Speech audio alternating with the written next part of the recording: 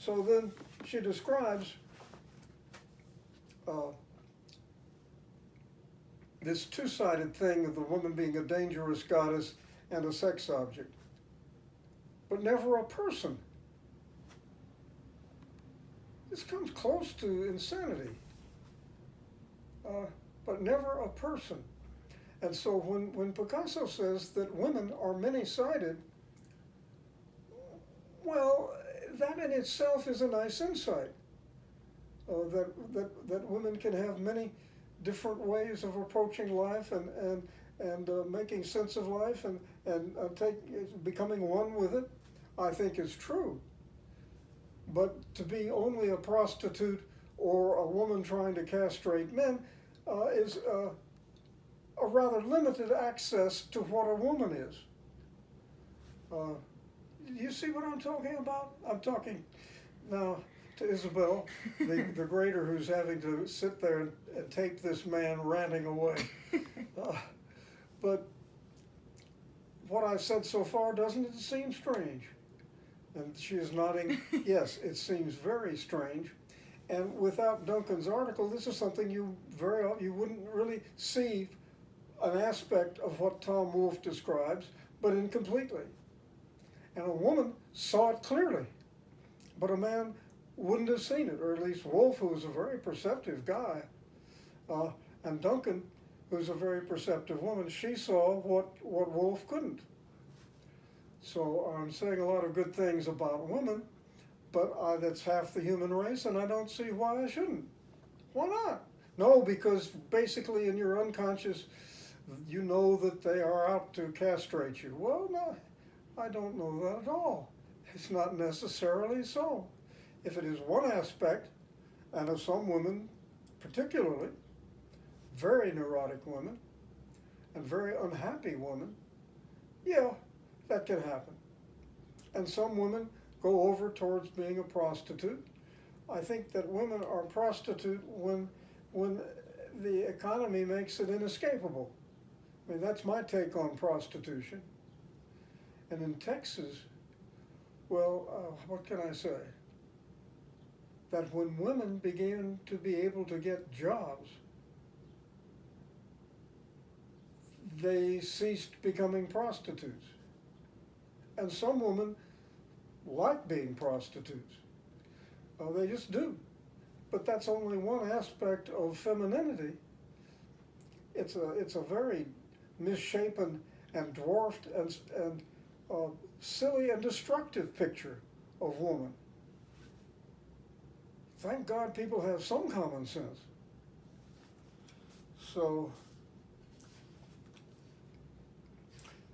she talks about, she's there in New York, and she's thinking all these things through. Now, her article was published, I think, in 1989, towards the end of the 20th century.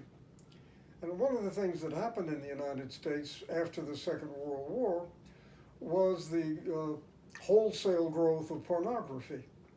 And this was included in Playboy and in Penthouse and in who knows how many pornography magazines. And the rise of the internet. And the internet.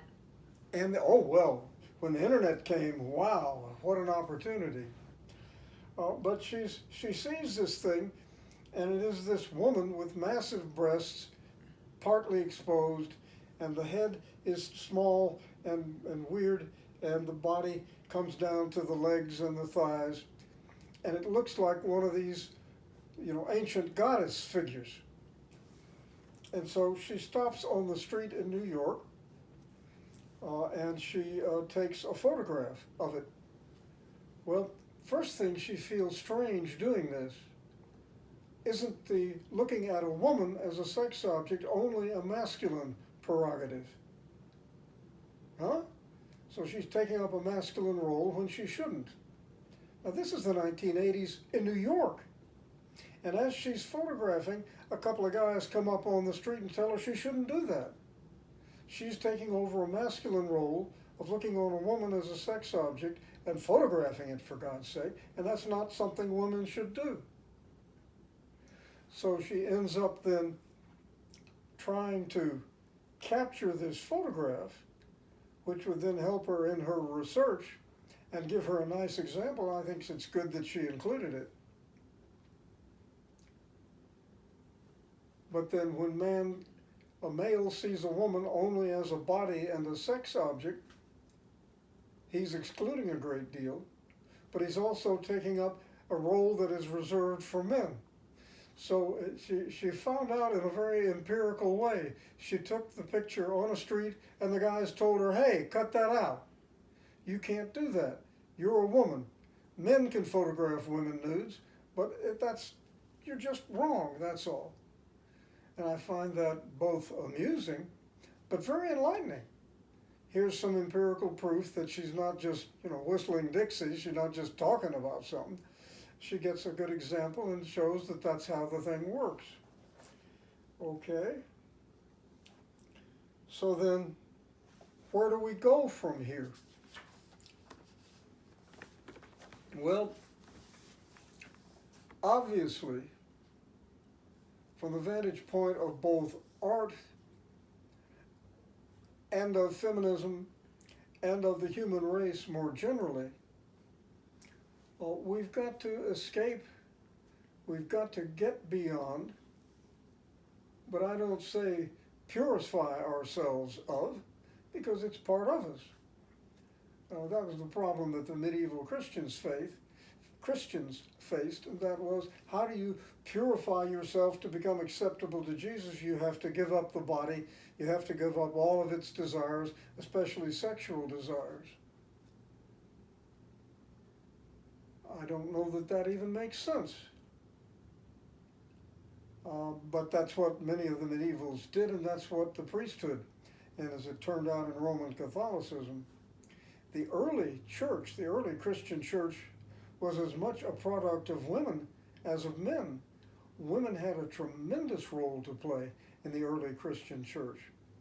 But when the Christian church became Romanized, and the Pope ended up in Rome, and the Roman hierarchy made Christianity the official religion, then Christianity became masculinized.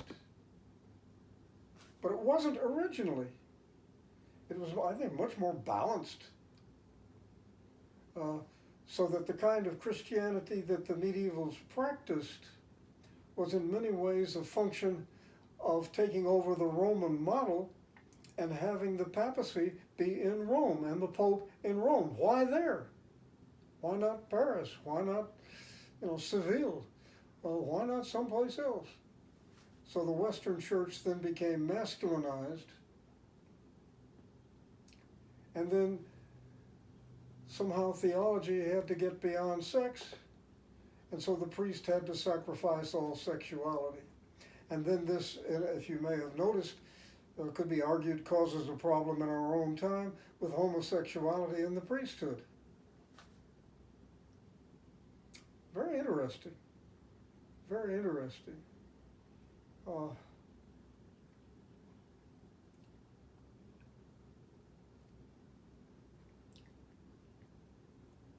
So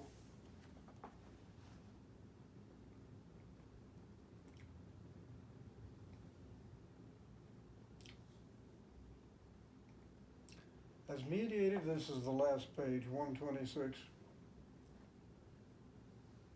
As mediated by art criticism, and it has to be there to justify it, de Kooning's work speaks intimately not of male fear, but of the triumph of art and a self-creating spirit.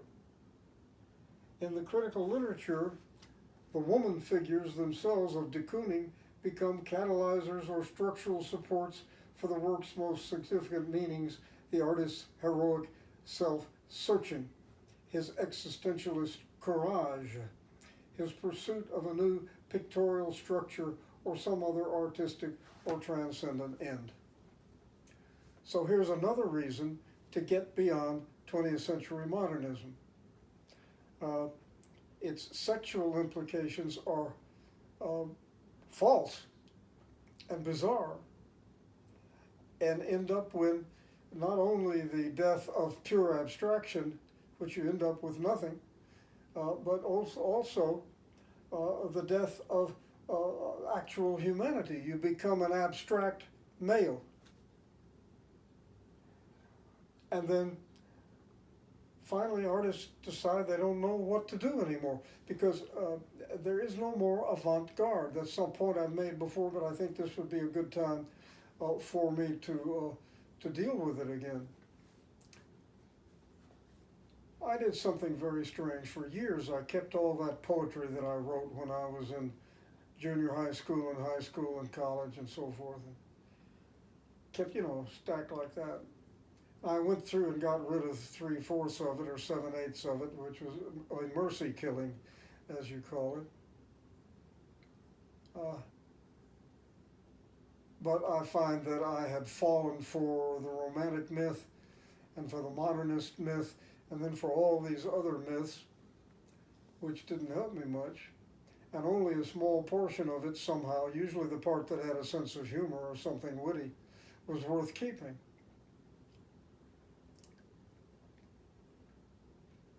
But the goal then is not only to regain what you used to be, but to go beyond it into something more whole and more complete. And that's a transcendent ideal that I think is worth following, completeness. And all these tensions that make up human character and all these tensions that make up art could bring us to a greater completeness in the model of Goethe, who wasn't perfect or holy, but he sure does give good advice, as compared to that of Picasso or de Kooning or some of the others who end up, I think, giving us very abstract advice and very limited advice and in the end, rather destructive. So how do we get out of this? And so the last lectures in this course will be attempts to use Bergson to get us out of this. You say, oh no, not Bergson again. Yes, you're going to suffer Bergson. Why? So the next essay that we read is The Aesthetic Attitude by Jerome Stolnitz. He's a very good aesthetician, a very good philosopher. And Stolnitz tries to figure out, so how do we get out of this thing? We need to think about what it is to take the aesthetic attitude. Did those Russian peasants who would travel 100 miles to see an icon, did they have the aesthetic attitude? When I go to Fort Worth, say to the Kimball, do I have the aesthetic attitude? And yeah, but what is it? What should it be? And what does it involve? Well, what Jerome Stolnitz does is exactly what Bergson does. So I'm introducing you to the next lecture. That is, he says, look, as Bergson does, we're creatures who have to survive in this world. To do that, we have to isolate things. This coffee cup, if I want to drink out of it, it has to be isolated just here. It can't be moving over here or there, and it can't be vague. And so my sense organs and my language and my conceptual schemes locate a thing, and then I can drink out of it. Why do you need to drink out of it? Because you don't drink, you'll die. Unless the food you're eating has a lot of liquid in it. In any case, if you want to eat the prime rib, it has to be localized. You have to be able to see it. It has to be there, no place else. It can't move and walk away. And so we make the world into a complex of things. Our sense organs do it. Our language does it. Our conceptual schemes do it. And when we do so, we find ourselves getting rid of the real stuff of the world. That's duration, the actual concrete processes of real things in the real world. We make things fragmentary, and we make them not only stable, but static. And modern science is a case in point. You look at the equations in physics. There is abstraction, there is geometrization, and the tendency is to make things as static as possible. And I think Bergson diagnosed that very well. Well, then, you have a pragmatic attitude, which many of the existential phenomenologists take this up. Heidegger does this, and gosh, so many of them in the existentialist mode do this. We have us and then a world of things. But Bergson wants to get you back into the world of things, whereas Sartre wants you to get away from it. The sick, sleazy in itself, that the for itself must flee. If you read Sartre's existentialism, that's all you get. And he seems to be, without knowing it, caught up in the same structure as the abstract artists and the modernist artists. I never thought of Sartre that way. It explains a lot in Sartre. But the point being that for Bergson there's a practical attitude which we're born with. There's nothing wrong with it. And if it didn't work, we couldn't be here.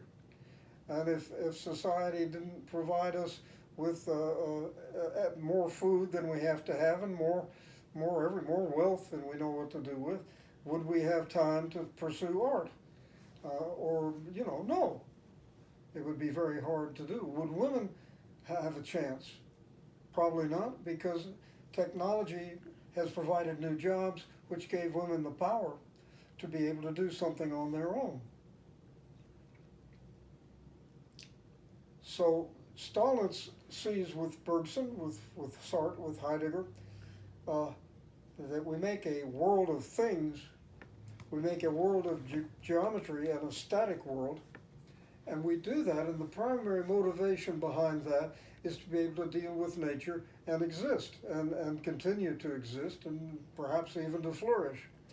But then is art like that? No. According to Stalin and Bergson, art is different from that. You get out of the pragmatic standpoint, out of the workaday standpoint, and try to see things that you would not see if you were only interested in taking things and using them.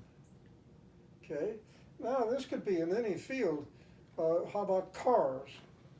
I mean, you can view a car as wheels. It gets you somewhere, shades you from the rain, allows you to listen to the music, someplace you can sit. Or you could look at cars the way the Italian futurists did, as masculine pictures of transcendence and power. And then you see this in the futurists, most of them. The one of them that was a Bergsonian, Boccioni, you don't get any of that, or most of it. You get a nature that's alive. And you see that in Matisse, who was a Bergsonian, who in his portraits tried to get into the person. Many of his best portraits are of women. So there was a strand in modernism which didn't, however, distance man from nature and man from women, but it was a rather different strand, and it didn't end up with just a negation and a transcendence of nature. I think there's a lot of wisdom in that. And so I've written at least 2 articles in which I try to show how, from the viewpoint of a process philosopher, you can get into nature, and the nature you get into shares to some degree and in a particular way in your moods. Springtime out in the forest or on the prairie is a bunch of plants coming into full bloom. They're starting to grow. They're starting to produce seeds and flowers, and then the whole rest of the ecosystem comes into that, and the different insects and the different birds can live on it. It's rising, literally and figuratively. You sure we don't share in that? I mean, I think that's a real sympathy that we have for living things. And I don't have to romanticize them to do that. I'd be very realistic about it. but I find myself to be having something in common with a forest. A forest dying of drought, I can have a sense of death. Human beings know what death is and the procedure towards death. Heidegger called it being towards death, and he thought that Hitler was the finest example of it. He did. He paid his dues in the Nazi Party till the last week of the Second World War, till Admiral Donitz finally surrendered. That's a culture that's gone nuts. So what does Bergson have that Stolnitz doesn't? What does he add to what Stolnitz says that Stolnitz does not say? And now, since we've had about an hour and 5 minutes, I'm going to stop, and then in the next lecture I will tell you what Stolnitz lacks, and then I will tell you what Bergson doesn't lack, and why it's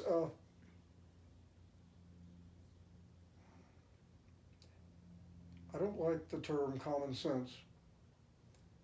I like the French phrase, good sense, better, and I like the Russian or Finnish phrase, healthy sense, better than common sense or good sense. We need a healthy sense. And so I will leave you with that wonderful thought. I've just saved your life and your existence, but I can't quite tell you how to purify yourself. And I would suggest that purity is not the only thing a human being should seek. And we'll talk about that in the next lecture.